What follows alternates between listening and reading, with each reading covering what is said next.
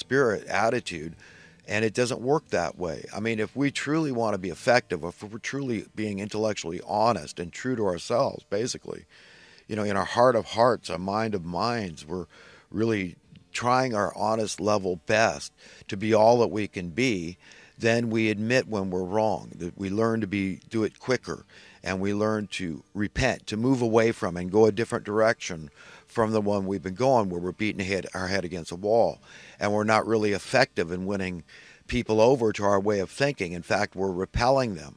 We're creating more polarization. We're putting up more walls and gulfs. And this is Satan's plan. This is the plan, the worldly plan of these people that are the status quo establishmentarians, the grand puppeteers, the puppet masters, the money masters of misery, the money printing class. All these people want us to blame each other, to be at each other's throats, because you're a leftist, I'm a rightist, I'm a conservative, you're a liberal, you're a Democrat, I'm a Republican, you're a socialist, I'm a capitalist. So, there are these irreconcilable differences. They want to promulgate them, foment them in the public. And, we've got to really grab that bull by the horns.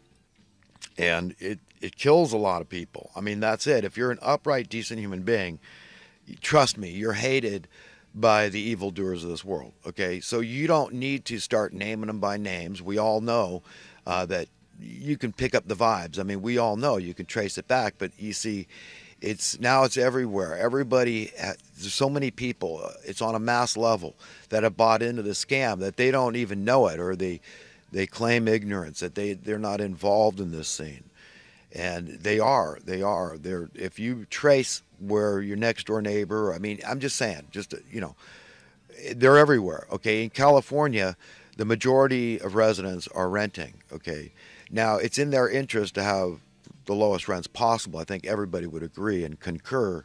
That's logical to assume. That it's like wanting low taxes. Of course, you don't want your taxes to keep going up any more than you want your basic human needs, your necessities, to continue going up. Okay, basic essential human needs, the cost to live, the cost to survive, like a tax. Those things none of us can really get away from. But we've got to understand what's going on here, and it's tough, man. And that's why the older I get, the more empathy and regard I have for everyone else. I think the reason so many, like if you got kids and they don't seem to respect you enough. I mean, I think my paradigm shifted dramatically when I had children. I felt like a different person, especially as they grow up, and you see the cognizant, the understanding how important you are, and you start valuing your own life more. Because when you're young, I mean, I used to drive my motorcycle on the freeway 100 miles an hour, and my parents knew I drove a motorcycle. I mean, it's like, hey, what did I do to them psychologically by doing that? That sort of behavior. And I can't only imagine, how I would feel if my daughters were doing that. But even just driving on the freeways and stuff, you worry a lot about your kids, and they don't understand that. They don't worry the same. They don't have somebody they necessarily care about more than their own lives. I mean, few children really love their parents more than themselves. I mean, we're all kind of bored narcissists. But I'm not saying there's not some wonderful people out there that don't have biological kids. Hell, I don't even know if I'm biologically related to my daughters. I don't care. It wouldn't change the love I have for them. Not one iota. If I found out that we weren't, because I've been their dad since birth. I've been there for them. But these things I'm talking about are conflated, because in order to deal with the world system, we've got to kind of see it as one big family in order to learn to love your enemies. But we've got to really be honest about how we've been duped, how we've been taken, how we've been tricked and deceived. What I'm talking about here. You've got to get a grasp on the importance of learning fundamental economic principles. Okay, this is how you're empowered and strengthened enough to carry your fair share of weight of the cross. And what I mean is not religious. It's just this fighting the good fight. It's a cosmic fight for righteousness. Okay, for what the people that hunger for righteousness to do, that the hunger for justice to be the rule of the day on the earth for everybody, to set the captives free is what I mean.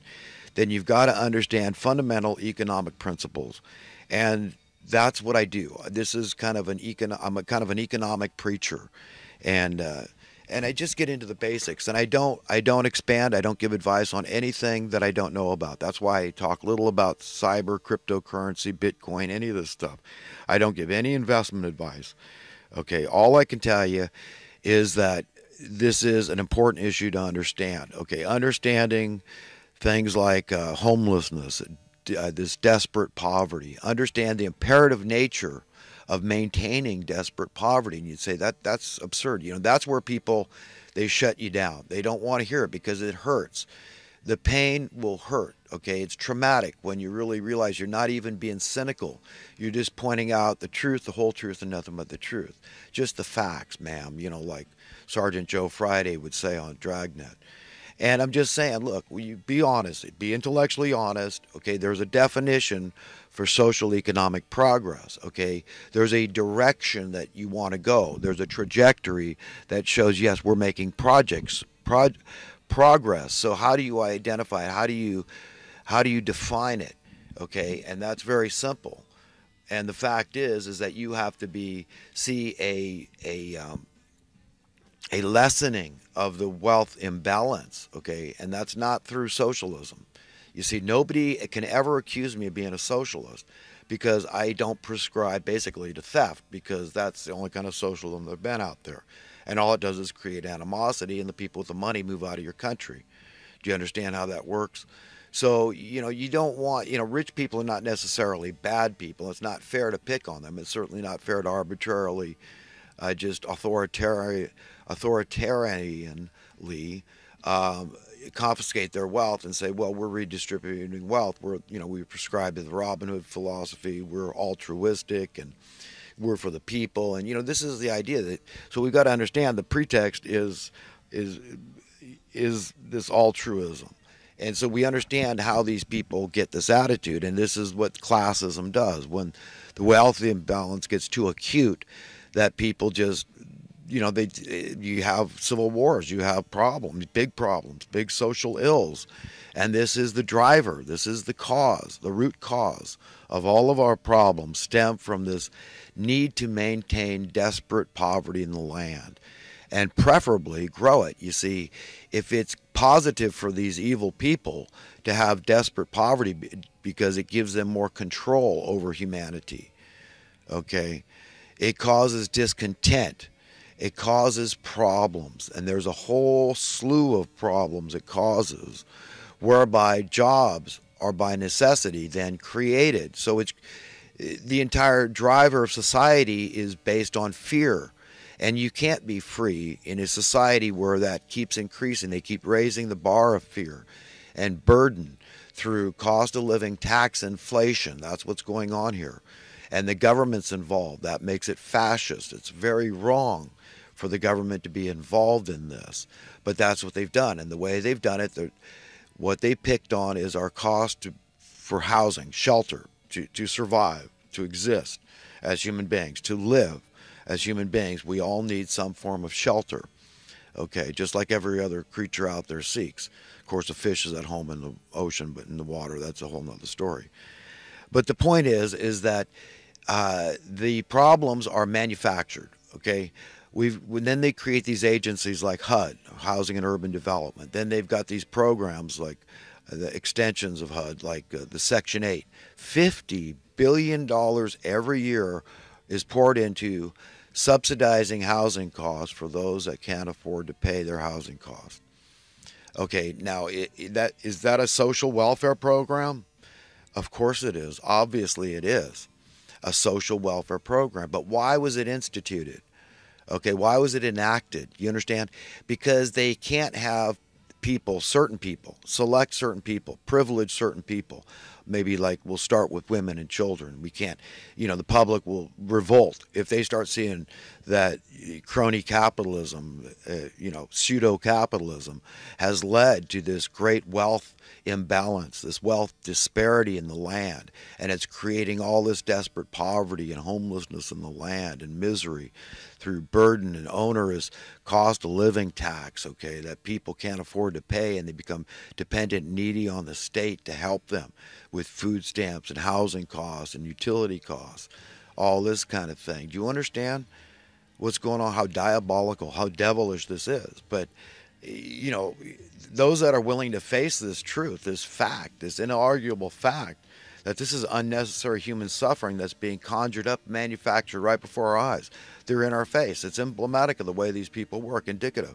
They do it right in your face, so it's like you can't see the forest for the trees, because we're weaned on this crap from birth, that you're just told, oh no, this is just the way it is. You've got a cost of living tax, and it just keeps going up, and that's normal. Don't question it. Don't learn about supply and demand economics and how that's really true capitalism. And progress is defined through your cost of living getting lower and lower. The worth of your currency goes up, not down. Okay, as your cost of living tax goes down, that's progress, because the reason, the basis, the justification is that we create an abundance of everything, not only that we need, absolutely need, like food, housing, water, utilities, energy, and all that kind of stuff that we all pretty much need. Energy. I mean, we've always started fires when it was cold, so if they're going to ban fires and the government's making the laws, you understand how this thing gets all mixed up and conflated, and it turns into this quagmire, this mess that, socialism gets blamed, but really it's not the socialist's fault, and they're angry. Nobody understands, and they just point the finger at the other one for their evil philosophy and their evil beliefs. And it's like, yeah, crony capitalism, I could see where that would piss somebody off. It pisses me off. I hate it, because I am a true capitalist. So I feel like the name of capitalism, true capitalism, is being defamed and besmirched and maligned, okay? And it pisses me off. Yeah, it pisses me off a lot. But I mean, I sound so weird and radical, like a nut. I'm just pointing out the facts. I mean, I've read from the best. I've read from the Milton Friedmans. I've read from the Adam Smiths, probably the world's most renowned and best economist I can point to, who at least is honest about what every nation's greatest resource is, greatest asset is. It's a willing workforce. And it's all logical. Oh, well, yeah, that makes a lot of sense. So why do we marginalize a willing workforce? Why are so many people cheated out of fair pay, a living wage? Okay, why has the Labor Department been so utterly remiss? Why has Section 8 been so utterly remiss? Why have they allowed this? They used to have rent control. And everybody, oh, that's a socialist program. How dare you tell me how much that's anti-capitalistic? How dare you? And all this. So they, slowly it's been eroded to where it's practically non-existent now, except for a couple of cities like maybe New York and the bigger cities, maybe Chicago, San Francisco, where there's a few rent-controlled buildings. But those landlords, or most of them, are desperately trying to get out of it because they have avarice, greed. They don't care about human beings. They want wealth. They want money. They want to be the next Richard Kiyosaki, rich dad, So basically, it only takes one aggressive investor to come into a small or medium town, even a large town. I mean, if they're aggressive enough, pushy enough, they go out there and they just keep getting OPM, other people's money. I mean, you can learn this stuff from guys like Robert Kiyosaki, how to buy and sell and flip and make money on how. I'm not saying, hey, look, everybody thinks about doing it. I mean, I've thought about doing it. I thought about just keeping the house I had in Vegas instead of selling it and just renting it out and coming back to California and maybe, replicating it here somehow. But trying to be a good, ethical, decent landlord. If I could get my rents to go down, this was my idea. Maybe if I'd started early enough, I could have. But, the idea of me being a landlord kind of went against the grain too much for me. But, if I had been a good one, and believe me, I have made some attempts in vain to do such a thing. But, so I don't hold it against anybody that's into this business and made a lot of bread. But I'm just saying we've got to face the facts, face the music, smell the coffee, okay? In this case, a steaming pile of dog crap that's up to our noses now. And if you're not cognizant of it, if you're not aware of it, you soon will be, because we're all in this thing together. We're all in this ship of fools together. As much as I try to separate myself and I say it's them that are going. I mean, yeah, at the end of the day, okay, I trust in God alone. Okay, I don't trust in the ways of this world at all, or any man. Okay, I don't expect, nobody is my savior as I am nobody's savior. That's an individual personal decision we all make. That's a relationship we have with God. All I'm pointing out is that there is a lot of evil jobs out there, that people are making money off other people's misfortune. Okay, if your good economic fortune is somebody else's bad economic fortune, I'm sorry, there's no way you can make a mathematical equation out of that that is progress, that is progressive, that is positive. You can't do that. That is good. You can't do it. It'll never work. That's like saying you can pound your head against the wall and eventually the wall's going to give way. And these people are just going to get it, and they're just going to find ways to make more and more money to keep paying their landlord more and more and more, or their mortgage holder more and more and more, and that this is a good thing, that this is a positive thing. And of course, the government's involved because if they drive up real estate costs by just being complacent and indifferent about the whole thing, or even, pointing out that, hey, you look, we have a lot more revenue. We can buy new police cars. We can give ourselves raises. We've got money, more money for this social program, that social program, this art project, that art project, this infrastructure project, or that infrastructure project. So it's not like we don't get it. But people have been lulled into accepting this Overton window movement that's gone up in leaps and bounds over the years, this incrementalism, with just, slowly raising your cost of living tax and clipping. It's coin clipping. That's where it all stems from. This is the way they